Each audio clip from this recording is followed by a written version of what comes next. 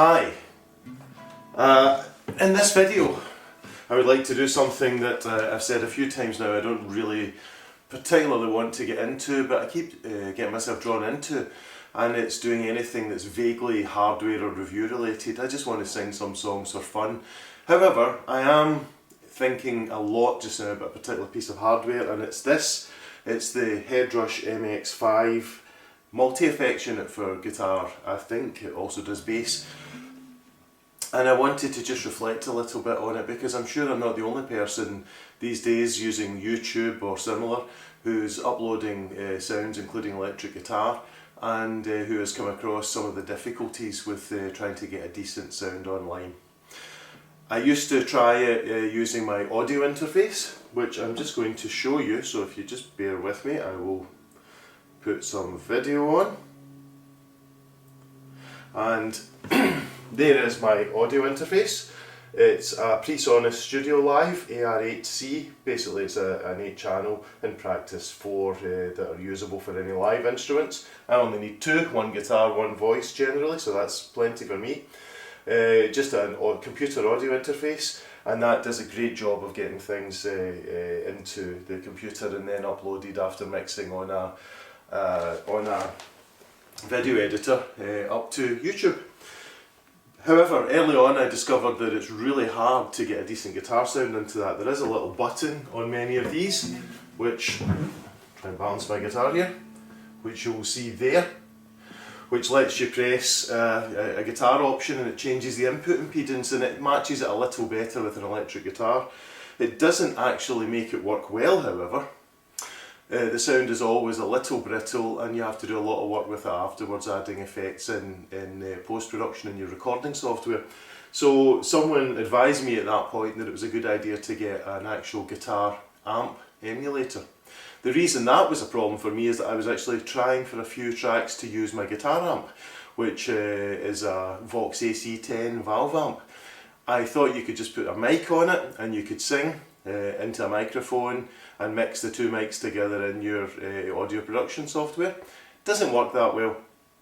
This isn't a studio environment. I can't separate out the sounds. This is just a small living room in a small house, and the spill from the guitar amp into the vocal mic was almost total. You couldn't really put any kind of adjustment on the vocal that didn't also affect the guitar, and vice versa. So it just became a mixing mess. Enter a really nice cheap solution, which is this. I brought it out of an old cupboard just to let you see it. This is I've put it up for sale a few times in the local ads. No one is remotely interested in it, so I think I'm going to live with it for a long time. It cost nothing off eBay. I'm going to guess it was, or it might have been Amazon. It was probably £30 or £35. This is an emulator pedal for a Fender American style amp. I don't know what it's modelled on, but I think it's physical hardware modelling, and it sounds great. It really does give much of the sound and the tonality of a Fender style amp, and I did a few tracks with it and I really liked it. Incidentally, for those of you interested, the one that's always written about online is the Joyo American sound pedal. This one's called the Vintage Box by Gocko. Honestly, it's the same shape of pedal, it's got the same number of knobs, the knobs have all got the same name. It appears in about 3 or 4 different brand names, different colours, different branding, always the same knobs. I don't think you need to be a rocket scientist to figure that there's a Chinese factory somewhere that's got the plans, putting out these circuits on a chip, no doubt, and different companies are just buying a batch from them and branding them as they want. But they sound great, really, really impressive if you only want a Fender amp sound, and that's no bad thing. At that time, of course, I decided that worked really well for me. I started to enjoy using my electric guitar. I should say I'm an acoustic guitarist by nature, so electric guitar is always just a fun departure for me. I built up a pedal board, and this is on a Pedal Train 20 board basis, back, I don't know what I'm trying to say. It's on a pedal board holding 1, 2, 3, 4, 5 pedals plus a tuner. There's a tap tempo switch there as well, but it's all built around this, which is my Strymon Iridium. Now the Iridium gets great reviews online. Basically it emulates 3 amplifiers, and it's got a switch there that I'm pointing at which has got round, chime and punch, and that emulates a Fender Deluxe amp. Then the chime is a Vox AC30 top boost, I think, and I'm not a Marshall guy, but the punch emulates a Marshall Plexi, whatever that is. Actually I found I like it more than I expected I would. It's actually quite good for slightly gritty clean tones. However, what it does is it lets you get 3 different amp tones which suit different guitars at different times, and put on the end of this set of pedals, it gives you a really nice sound that you can put straight into your recording interface, and you're using in your monitoring. You can play in your living room, and very little guitar sound will spill onto the vocal mic, because all there is the turn down the volume, is the acoustic sound of the electric guitar, not the louder electric sound. So that works perfectly. I should be in clover, I should be really happy, and I kind of was, except I'm not a professional musician. I don't have a studio, I have a 9-to-5 job, and I'm very committed to that, and like most people who do this, it's a hobby. And it's a pain to put this away and take it out again to do recordings, so it's great that I can just leave it sitting in a corner out of the way, not bothering anyone. But I have to say, it suffered a little bit of bloat. The reason I love it is that it's simple. In the past I've had the Johnston J Station back in about the year 2000, I think, and later than that I tried again with a Pod XT Live, the one with the built-in pedal, which was fantastic but fussy. It's one of these so they're both units that have different modes. The Johnson J Station was simpler, but they're basically both cursed with the multi-effects unit curse. They try to do everything all at once, and if you put it in a different mode, certain knobs will do different things, and you think you understand it, but then you don't have time for your guitar, and you're doing a work project for a few weeks, you go back to it, and you can't quite remember which knob controls which in mode B. You know the feeling. So I get really frightened of that and decided I'm sick of it. I don't want anything to do with any of these things. And I'm a technical guy, I don't mind doing a bit of research, but in practice nothing beats the simplicity of something like the Strymon Iridium, when it just looks like an amp. You choose the amp model with a little switch, you choose your cabinets that you're emulating it with, you adjust your bass, middle and treble, and you put on a little bit of drive, and you can save a setting, and that's it. It's very simple. Bob's your uncle.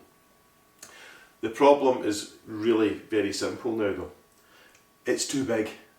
Tucking it away in a corner is really tough, and also there's a problem which I don't like to talk about too much, because it may be my fault, I'm not sure, but my board is wired reasonably tidily. I'm no expert at this, and I didn't go into electronic switchers or any of that fancy stuff, because I'm not a gigging musician.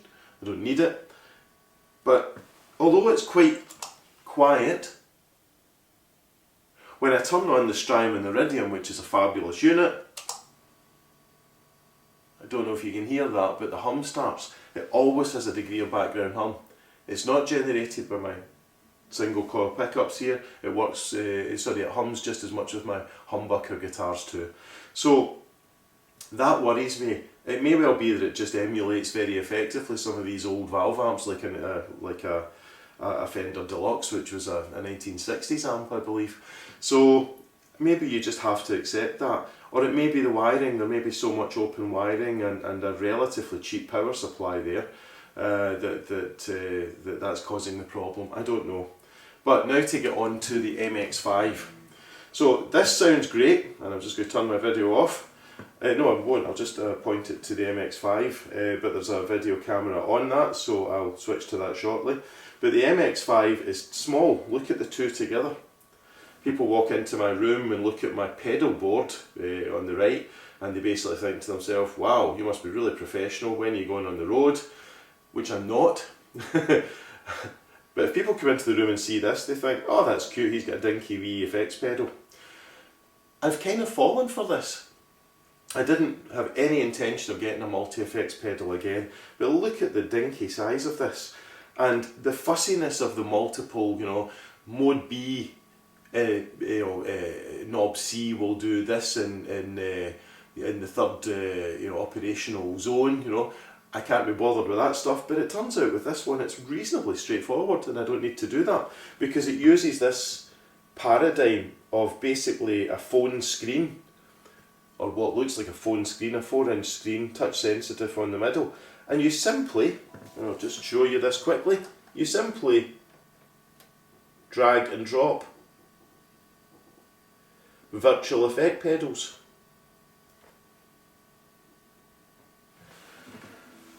I'm just going to kill my video now.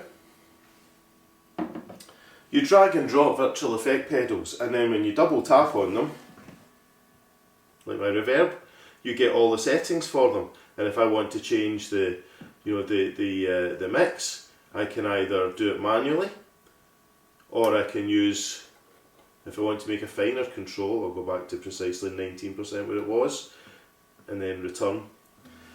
There we go. I have got the same pedal board roughly there, modelling a Fender Deluxe, because this is a 50 amp set of modelled amps that you can put in and out, and also cabinets, as well as different microphones, vintage and standard modern microphones that you can put on the cabinet. And honestly, I don't think there's a sound you can't get with this. And an advantage that I really like with this is, other than the tininess, you don't get any hum or noise really from it, because it has internal noise reduction, it has internal routing, so you don't get much pickup of hum, etc., as you do with the traditional large pedal board. So all it remains now is just to give you some thoughts on why I like it with the guitars. So I tend to like cleaner sounds, and I know that most people like quite distorted ones. So I've got the Iridium set here on a Fender Deluxe sound. I'm using my Harley Benson kit Stratocaster, which I've updated since doing a little review online with Tone Rider pickups, but just to give you a sense of how it sounds.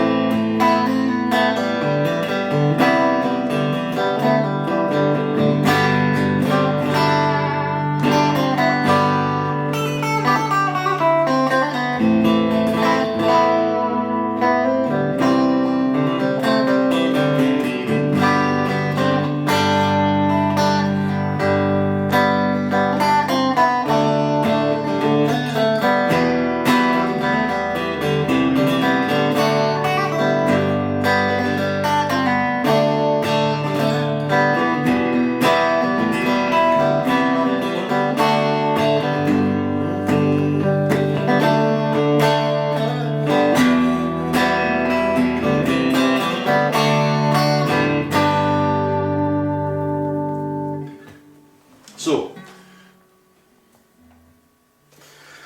I'm just going to transfer this now from my pedal board into the Headrush. I don't know if you can hear that hum disappearing now. It's quite audible here through my Headrush full range floor monitor. That's all the sound you're hearing, and I should say it's going into a Rode stereo video mic on my Canon DSLR. Forgive the hum, I should have an AB switching box to do this, but I don't. So I'm now into the Headrush. I don't know how the volume will match, but it's a Fender Deluxe sound as well. I think you'll hear right away the similarities. I can hear I've got a tremolo on here, so to be fair, I'm just going to tap the tremolo, and it's as easy as that just to switch it off so the tremolo's gone. But I've got the same effects, I've got my reverb, I've got my tiny amount of echo in there, and I've got the amp emulation into a 1x12 cabinet. Now I've got to tell you, I'm not immediately thinking, oh that sounds rubbish, or more digital than the pedal board. The Strymon Iridium is actually a digital pedal anyway. But here we go, same sound, roughly. Can't remember what I played now.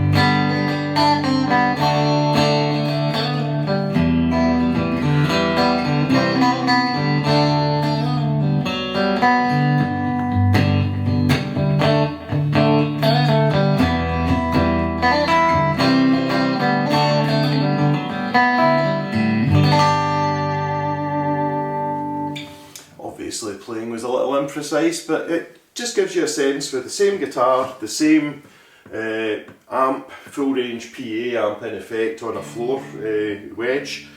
I don't think there's any great difference. Actually, I prefer the sound of the Headrush. I think it's got more clarity, and in a few online reviews I've picked up that observation as well.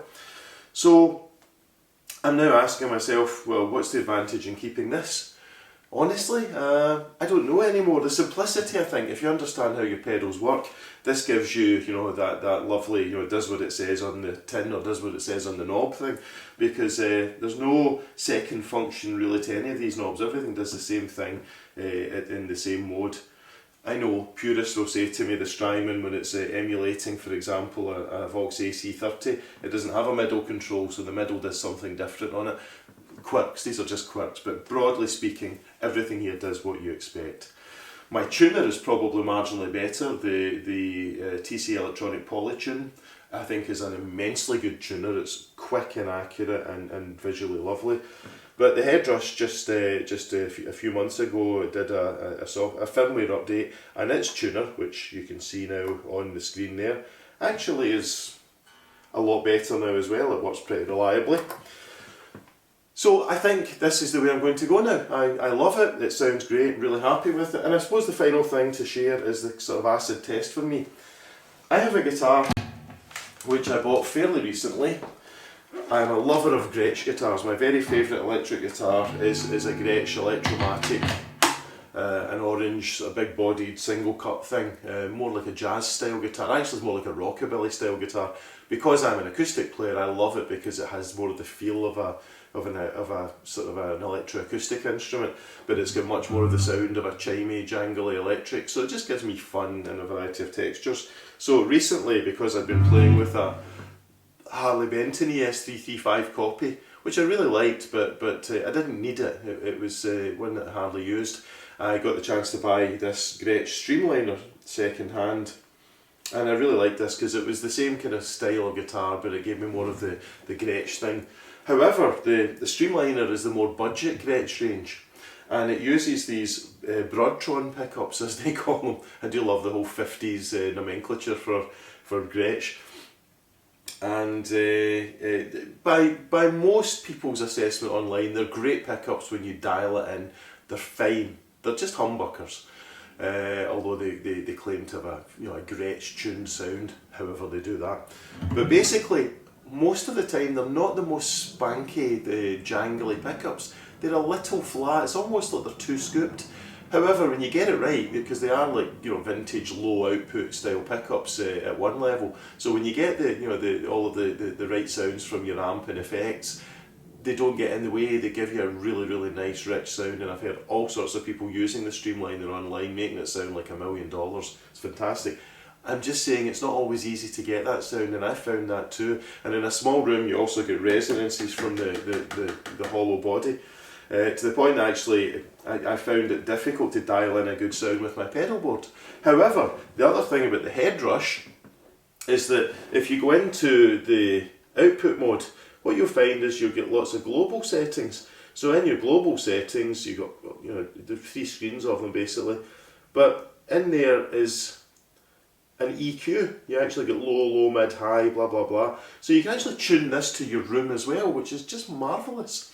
You can put local EQ pedals, graphic pedals in any of the pedal boards. I should say that the pedal board Fender Deluxe I've got there, that's a rig, you call that. You can save stacks of these rigs. I don't know how many, I've never looked it up because I only need 4 or 5. But I've got 5 electric guitars, probably more than I need, but I'm always going to have 2 or 3 because I enjoy the variety. I can have a different rig for each of those guitars and switch on and off the overdrive as I wish. In practice, I don't tend to do that because I'm not a band musician. I just tend to like a crunchy sound and just play it myself. So this is perfect for me because it lets me tune my pedal board. It's a small pedal board. It's got an easy graphic interface. I don't need to remember, you know, mode B, you know, knob C stuff anymore. It doesn't matter, and I can tune it to each individual guitar as well. So I'm pretty happy. Tuned room, tuned guitar, all easily memorised, and that slips into a cupboard, a drawer, completely unobtrusive. I really love it. So this guitar, which is hard to get a decent sound out of, both pickups on, I'm just going to demonstrate something else here because this is another advantage, although this has got God knows how many presets in it. I know that I saved one which was for a Gretsch. There we go, Gretsch Streamliner.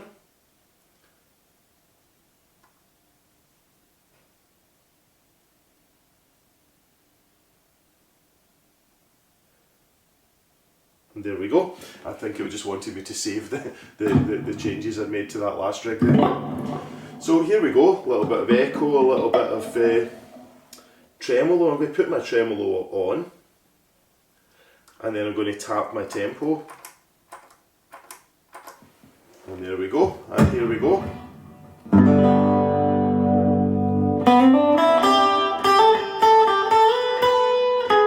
Oops. That's what happens when you look at the pedal while you're playing.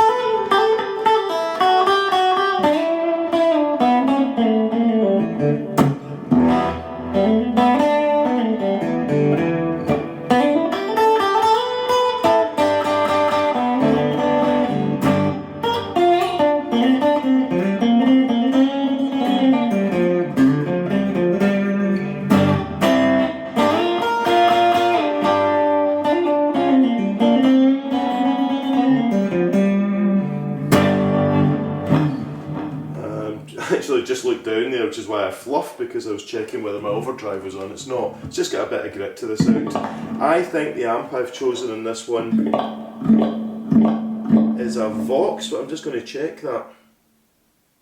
Yeah, it's a 1966 Vox high boost. So here we go.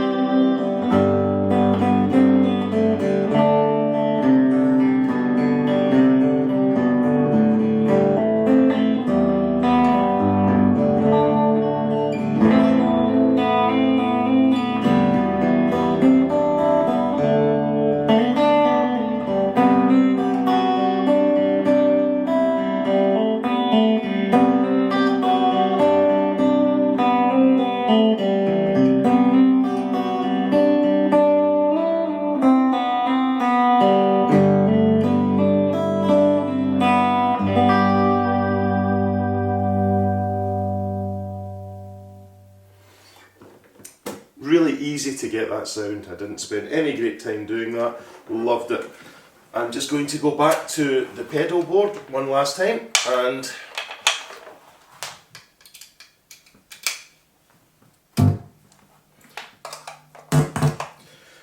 I'll switch to a Vox sound.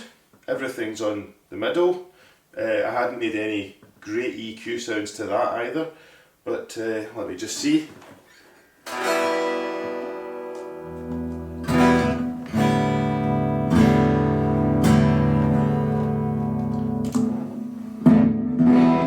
And you can hear immediately that it's quite muddy. This is where this guitar benefits from the EQ that I was able to put in. I can't remember if it was globally or on a local pedal there, but I really need to push up the treble here.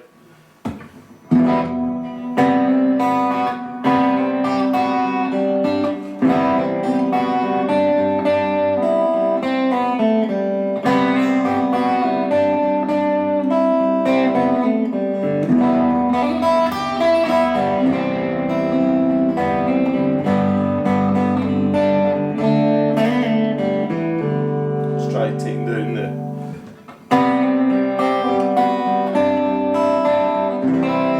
the truth is, it's just not got the clarity. There's something sparkly about the Headrush, and I've heard people online say that in the reviews. The so-called Digital John review with Anderton's Music, who do great videos. If you haven't looked them up for gear reviews, they felt the same, that this was the best of the relatively budget MultiFX for that sound quality. There's something about the modelling in this, regardless of what people say in comments online, it does sparkle. So I really like it, and the result of that is that although I love the whole kick of people kind of seeing this and think, whoa, you must be a rock star, not a guy that works 9 to 5. I'm afraid it's going to have to go back in here, the lovely carry case that comes with it, and I'm going to get my tidy floor back. So thanks for your attention. I'm just going to check quickly in case there's anything important I've missed. No, I was going to explain briefly how the 3 controls work on it, but honestly you don't need to know if you're like me, a guy just doing videos at home. It's so simple, you can ignore most of the other features, but suffice to say you can, if you're using it live, turn a couple of pedals on and off. You can assign the foot